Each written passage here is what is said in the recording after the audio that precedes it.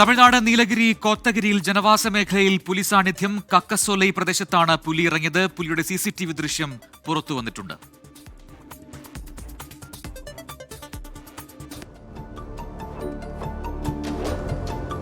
സുർജിത്ത് അയ്യപ്പത്ത് വയനാട്ടിൽ നിന്ന് കൂടുതൽ വിവരങ്ങളുമായി ചേരുന്നു. സുർജിത്ത്, ഇത് പേടിപ്പിക്കുന്ന ദൃശ്യമാണ്. CCTVയിൽ പതിഞ്ഞതാണ് ഈ പുലി ജനവാസ മേഖലയിൽ. വീടിന് തൊട്ട് മുന്നിൽ എന്ന രീതിയിൽ പുലി എത്തുന്നത് നമുക്ക് കാണാം. ഇത് എപ്പോൾ നടന്ന സംഭവമാണ്? ഈ മേഖലയിൽ ആകെ ഈ വന്യമൃഗശല്യം രൂക്ഷമാണല്ലോ. 2 ആഴ്ച മുൻപാണ് അവിടെ കാട്ടാന ആക്രമണത്തിൽ ഒരു മലയാളി കൊല്ലപ്പെടുന്ന സാഹചര്യമൊക്കെ ഉണ്ടായത്. ഇതിപ്പോൾ ഈ വിഷയത്തിൽ അവിടെ അധികാരികൾ കാര്യവുമായി ഇടപെടുന്നില്ല എന്നാണോ മനസ്സിലാക്കേണ്ടത്? ഇത് ഇത്തരം സംഭവങ്ങൾ ആവർത്തിക്കപ്പെടുന്നു അവിടെ?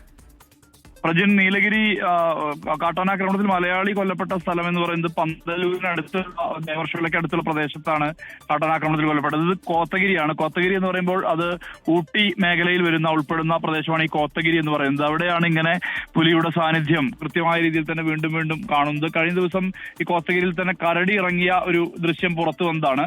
2 കരടികൾ ഇറങ്ങി ഓടുന്ന ദൃശ്യമാണ് പുറത്തു വന്നത്. ഇതിനിടയിലാണ് വീണ്ടും പുലിയുടെ സാന്നിധ്യം കൂടി ഉണ്ടാകുന്ന ഒരു സ്ഥിതി ഈ മേഖലയിലുള്ളത്. ഈ കോത്തഗിരിയിലെ ജനവാസ മേഖലയിൽ കക്കിസോല എന്ന് പറയുന്ന പ്രദേശത്ത് ജനവാസ മേഖലയിലാണ് ഇപ്പോൾ പുലി ഇറങ്ങിയ ദൃശ്യം പുറത്തു വന്നത്. കഴിഞ്ഞ ദിവസം രാത്രിയിലുണ്ടായ ദൃശ്യമാണ് ഇപ്പോൾ പുറത്ത് വന്നിരിക്കുന്നത്. എന്തായാലും ജനവാസ മേഖലയിലായതിനാൽ തന്നെ ആളുകൾക്ക് ആശങ്ക വലിയ രീതിയിലുണ്ട്.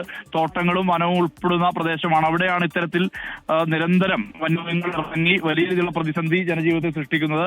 ആളുകളെ സംബന്ധിച്ച് വലിയ ആശങ്ക നിലനിൽക്കുന്ന പശ്ചാത്തലം കൂടിയുണ്ട്. പ്രജിൻ, ശരി. സുജിത്ത് അയ്യപ്പത്താണ് വിശദാംശങ്ങൾ നൽകിയത്. നീലഗിരിയിലാണ് ഈ സംഭവം ഉണ്ടായത്.